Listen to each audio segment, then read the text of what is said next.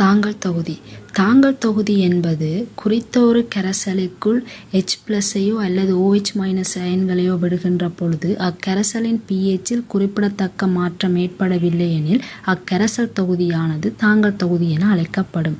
தாங்கல் தொகுதிக்கு உதாரணம் மென் அமிலமும் அதன் வன்கார உப்பும் கொண்ட ஒரு கரைசல்.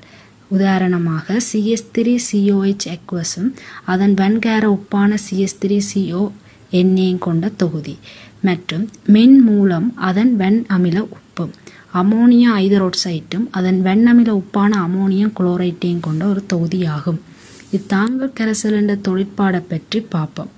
தொழிற்பாடு என்பது நாங்கள் புறத்தே இருந்து ஒரு H+ஐயோ அல்லது OH- அயன்களையோ அந்த தொகுதிக்குள் விடுகின்ற பொழுது அந்த கரைசலின் pHல் குறிப்பிடத்தக்களவு மாற்றம் ஏற்படக்கூடாது.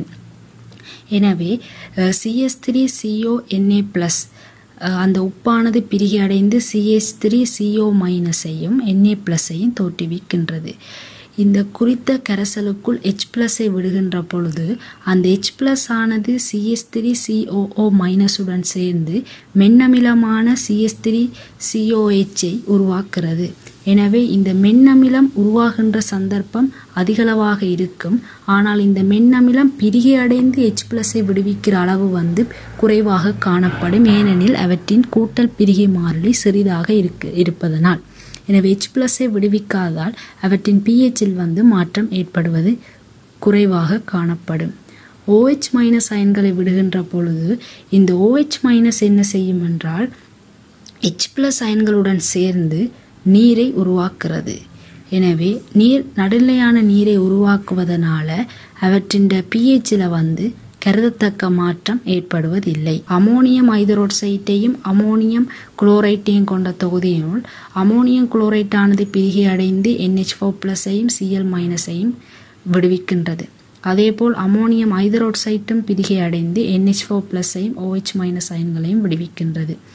இந்த தொகுதிக்குள் H+ அயனை விடுவிக்கின்ற பொழுது அது அமோனியம் ஐதரோட்சைடிலிருந்து விடுவிக்கப்படுகின்ற OH- உடன் சேர்ந்து நடுநிலையான நீரை உருவாக்குவதனால pHல் கருதத்தக்களவு மாற்றம் ஏற்படுவதில்லை. மற்றும் OH- அயன்களை விடுகின்ற பொழுது அவர் NH4+ அயனுடன் சேர்ந்து அமோனியம் ஐதரோட்சைடு உருவாக்குகிறது. ஆனால் இந்த அமோனியம் ஐதரோட்சைடின் பிரிகை குறைவாக காணப்படுவதால் விடுவிக்கப்படுற OH அளவு குறைவாக காணப்படும். எனவே pHல் கருதத்தக்களவு மாற்றம் ஏற்படுவதில்லை. ஆண்டர்சனின் சமன்பாடு. இச்சமன்பாட்டை பயன்படுத்தி தாங்கல் தொகுதியின் pHஐ கணிக்கலாம். உதாரணமாக மென் அமிலமும் அதன் வன்கார தொகுதியையும் கொண்ட கரைசலானது உப்பானது நீர்ப்பகுப்படைந்து CH3CO- அயன்களையும் Na+ அயன்களையும் தோற்றுவிக்கின்றது. மென்னமில நீர்ப்பகுப்படைந்து CH3CO- அயன்களையும் H3O+ அயன்களையும் தோற்றுவிக்கின்றது. H3O+ அயன்களை விடுவிப்பதனால் மென்னமிலத்திற்குரிய கூட்டல் பிரிகை மாறிலி Ka CH3CO- aqueous-னுடைய செறிவு H3O+ aqueous-னுடைய செறிவு அதன்கு CH3COOH aqueous-னுடைய செறிவு. இது எழுவாய் மாற்றி லொக்கினால் பெருக்கி ஒரு மறை குறியீட்டினால் பெருக்கி வருகின்ற சமன்பாடானது -log H+ aqueous-னுடைய செறிவு சமன் -log Ka சக log CH3CO- aqueous-னுடைய செறிவு சய log CH3COOH aqueous-னுடைய செறிவு. இது சமன் pH சமன் pK சக log CH3CO- aqueous-னுடைய செறிவின் கீழ் CH3COH aqueous-னுடைய செறிவு. இங்கு CH3CO- ஆனது உப்பு பிரிகை அடைவதனாலும் உருவாகப் போகின்றது மற்றும் மென்னமிலம் பிரிகையின் போதும் உருவாக்கப்படும். மென்னமிலத்தின் கூட்டல் பிரிகை மாறிலி சிறிதாக காணப்படுவதனால் உப்பிலிருந்து உருவாகின்றதே பெரும்பகுதியாக காணப்படும்.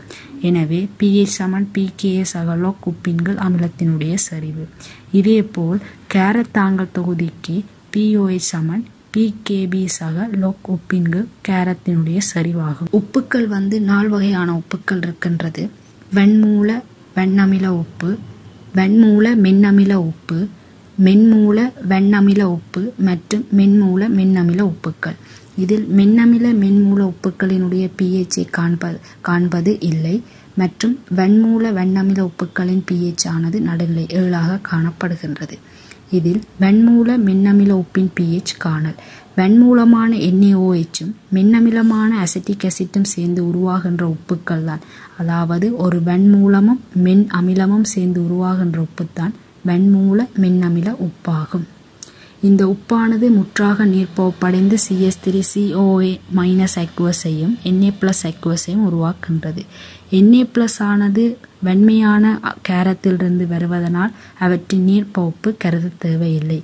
மென்மையான அமிலத்திலிருந்து வருகின்ற CH3CO- நீர்ப்பகுப்பானது CH3COH அக்வஸையும் OH- அக்வஸையும் விடுவிக்கின்றது. இங்கு OH- அயன்களை விடுவிப்பதனால் இது ஒரு காரமானது. எனவே Kb சமன் CH3CO- அக்வஸினுடைய சரிவு தர OH- அக்வஸினுடைய சரிவு அதன்கள் CH3CO- அக்வஸினுடைய சரிவாகும். இங்கு மென் அமிலத்தினுடைய கூட்டல் பிரிகை மாறிலி தான் தருவினம். ஆனால் எங்களுக்கு Kb தேவைப்படுகிறது. இந்த Kbயை காண்பதற்கு மின்னமிலத்தின் கூட்டல் பிரிகை மாறிலியான Kaயையும் மற்றும் Kwயையும் பயன்படுத்தி காணலாம். Kw வந்து H+ அயனுடையும் OH- அயன்களுடையும் சரிவுகளின் பெருக்கமாகும். எனவே OH- அயன்களுடைய சரிவு சமன் Kw H+ அக்வஸினுடைய சரிவு. இந்த சமன்பாட்டையும் Kbக்குரிய சமன்பாட்டையும் தொடர்புபடுத்தி பெறப்பட்டதுதான் Kb சமன் CH3COH அக்வஸினுடைய சரிவு தர Kwவின் கீழ் CH3CO- அக்வஸினுடைய சரிவு தர H+ அக்வஸினுடைய சரிவு. எனவே Kb சமன் Kwவின் கீழ் Ka மற்றும் இங்கு உருவாக்கப்படுகின்ற CH3COHும் OH- சரிவும் ஒன்றுக்கொன்று சமனாக காணப்படுகின்றது. எனவே Kb சமன் OH- அக்வஸினுடைய சரிவின் வர்க்கத்தின் கீழ் CH3CO- அக்வஸினுடைய சரிவு என எழுதலாம். எனவே OH- அக்வஸினுடைய சரிவு வந்து ருட்டுக்குள்ள Kb × CH3CO- அயன்களுடைய சரிவு ஆகும். CH3CO- அயன் ஆனது எங்கிருந்து வரப்படுகின்றது எனில் அந்த உப்பினால் வரப்படுகின்றது மற்றும் இங்கே இவையில் பிரிகை அடையும் போதும் கொஞ்ச அளவு பயன்படுத்தப்படுகிறது. ஆனால் அவற்றின் கூட்டல் பிரிகை மாறிலி வந்து சிறிதாக காணப்படுவதனால C×1 ஆல்ஃபாவை Cக்கே சமப்படுத்தலாம். எனவே OH- அயனுடைய சரிவானது ருட்டுக்குள்ள Kb × C. இந்த Kbயை வந்து நாங்கள் Kwவின் கீழ் Ka சார்பில் எழுதலாம். ஏனெனில் இங்கே மின்னமிலத்தை பயன்படுத்தியதால் மின்னமிலத்தின் கூட்டல் பிரிகை மாறிலியான Ka தான் நாங்கள் செய்ய போகிற கேள்விகளை தருவார்கள். எனவே அந்த Kயை தொடர்புபடுத்தி எடுக்கப்படுற சமன்பாடு தான் Kb சமன் Kwவின் கீழ் Ka. இதை பயன்படுத்தி OH- அயன்களுடைய சரிவை கணித்தால் pOH காணலாம். பின்பு pH கணிக்கலாம். மென்மூல வெண்ணமில உப்பின் pH காணல். மென்மூலமான அமோனியம் ஹைட்ராக்சைடும் வெண்ணமிலமான HCl சேர்ந்து உருவாக்கப்படுகின்ற உப்புக்களே மென்மூல வெண்ணமில உப்புக்கள் ஆகும். இங்கு உப்பானது நீர்ப்பகுப்படைந்து NH4+ அயனையும் Cl- அயன்களையும் விடுவிக்கின்றது. Cl- ஆனது வெண்மையான அமிலத்திலிருந்து உருவாக்கப்படுவதனால் அவற்றின் நீர்ப்பகுப்பு வந்து புறக்கணிக்கத்தக்கது. எனவே மென்மையான மூலத்திலிருந்து உருவாக்கப்படுகின்ற NH4+ ஆனது நீர்ப்பகுப்படைந்து அமோனியம் ஹைட்ராக்சைடையும் H+ஐயும் விடுவிக்கின்றது. H+ஐ விடுவிப்பதனால் இவை ஒரு அமில இயல்புடையது. எனவே Ka சமன் அமோனியம் ஹைட்ராக்சைட்டின் சரிவு தர H+ அக்வஸினுடைய சரிவின் கீழ் NH4+ அயன்களுடைய சரிவு. இந்த H+ அயனுடைய சரிவை நாங்கள் Kw சார்பில் பிரதியிடுகின்ற பொழுது Ka சமன் அமோனியம் ஹைட்ராக்சைட்டின் சரிவு தர Kwவின் கீழ் NH4+ அயனுடைய சரிவு தர OH- சரிவு. இந்த Ka சமன் Kwவின் கீழ் Kb என பெறப்படுகின்றது. அமோனியம் ஹைட்ராக்சைடினுடைய சரிவும் H+ அயனுடைய சரிவும் சமனாக காணப்படுகின்றது. எனவே Ka சமன் H+ அக்வஸினுடைய சரிவின் வர்க்கத்தின் கீழ் NH4+ அயனுடைய சரிவு ஆகும். NH4+ அயனுடைய சரிவானது C×C- alpha. இந்த ஆல்ஃபா சிறிதாக காணப்படுவதனால் C×1 ஆல்ஃபாவை C என பிரதியிடலாம். எனவே Ka சமன் H+ அக்வஸினுடைய சரிவின் கீழ் C.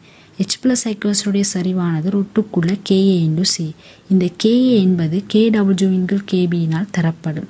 எனவே ருட்டுக்குள் Kwவின் கீழ் Kb தர C. C என்பது அந்த உப்பின் சரிவு ஆகும். இதை பயன்படுத்தி pH கணிக்கலாம். H2CO3இன் pH காணல். H2CO3 ஆனது K1, K2 எனும் இரு மாறிலிகளை கொண்டுள்ளது. K1 மாறிலியின் போது HCO3 மைனஸ் அயன்களையும் H+ அயன்களையும் தோற்றுவிக்கின்றது. K2 மாறிலியின் போது HCO3 மைனஸ் அயனானது CO3 2- அயன்களும் மற்றும் H+ அயன்களாகவும் பிரிகை அடைகிறது. இங்கு K1 ஆனது K2விலும் பார்க்க பெரிதாக காணப்படும். ஏன் K2 சிறிதாக காணப்படுகின்றது எனில் H+ அயன்களின் பொதுவாயின் விளைவு காரணமாக இந்த இரண்டாவது பிரிகை நடைபெறுவது குறைவாக காணப்படும். எனவே K1லும் பார்க்க K2வினுடைய பெருமானம் மிக சிறிதாக காணப்படுவதனால் நாங்கள் pH கணிப்பதற்கு இந்த K2வை பயன்படுத்துவது குறைவு. எனவே K1 சமன் HCO3 மைனஸ் அயனுடைய சரிவு தர H+ அயனுடைய சரிவின் கீழ் H2CO3 சரிவு ஆகும். HCO3 மைனஸினுடைய சரிவும் H+னுடைய சரிவும் சமனாக இருப்பதனால் அவற்றை H+ aqueous வர்க்கம் என கூறலாம். K1 சமன் H+ aqueous சரிவின் கீழ் C. இந்த ஆல்ஃபா மிக சிறிதாக காணப்படுவதனால் 1 - ஆல்ஃபாவை 1 என எடுக்கலாம். எனவே H+ அயனுடைய சரிவு ரொட்டுக்குள்ள K1 × C. இதை பயன்படுத்தி pH கணிக்கலாம். இங்கு K1க்குரிய சமன்பாடு K2க்குரிய சமன்பாடு முக்கியமானது. அவற்றின் பெருமானங்களை ஒப்பிட்டும் கதைத்தல் வேண்டும். NaHCO3 pH காணல், அதாவது சோடியம் பைகார்பனேட்டின் pH காணல். இந்த சோடியம் பைகார்பனேட் ஆனது ஒரு குறையுப்பாகும். இவரும் தாங்கள் தொகுதியை ஏற்படுத்துகின்றது. குறையுப்பு என்பது என்னவெனில் முற்றாக நடுநிலையாக்கப்படாத உப்புக்கள், அதாவது அவற்றின் பீசமான குணகத்துக்கு ஏற்ற மாதிரி உப்புக்களை தோற்றுவிக்காது. இப்ப NaOHம் H2CO3யும் உருவாகுகின்ற உப்புக்கள் 2 வகை இருக்குது. ஒன்று NaHCO3 இந்த பைகார்பனேட், மற்றொன்று Na2CO3. இந்த 2 உப்புக்களிலும் NaHCO3 பைகார்பனேட் ஆனது குறையுப்பு. ஆனால் Na2CO3 என்பது குறையுப்பு இல்லை.